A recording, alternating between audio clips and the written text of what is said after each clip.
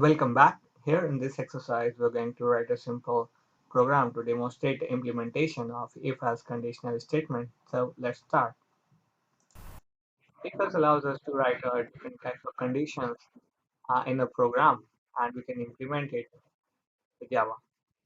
So we are using coding on online compiler and we need to first define the main class.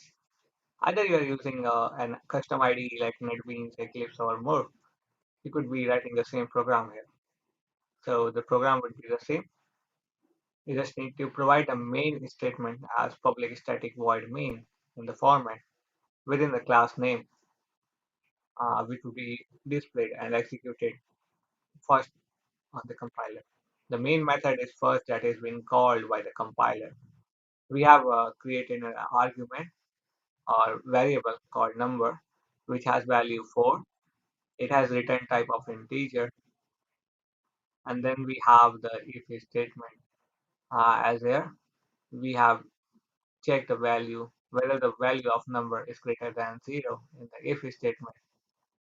If it is greater than 0, the condition followed within the braces of if would be executed on the screen. So the system out to println number is positive will be displayed when the value of number goes greater than 0. Otherwise, the else statement would be called and the else may have different set of values. So we don't need to define the condition for else. It is automatically called when if goes wrong. When the condition of if is being satisfied, the if block is executed, and when the condition of if goes incorrect or wrong in a certain case, the else condition is else block is being executed. And when we are outside the block, all this statement will be followed as normal in the sequential manner, one by one, as they appear on the program. So then we have the system out println statement. This statement is always executed after the if and else block. So it will be executed every time. But as a value of a variable is 4, which is greater than 0, the if block is being executed, which has the satisfied condition.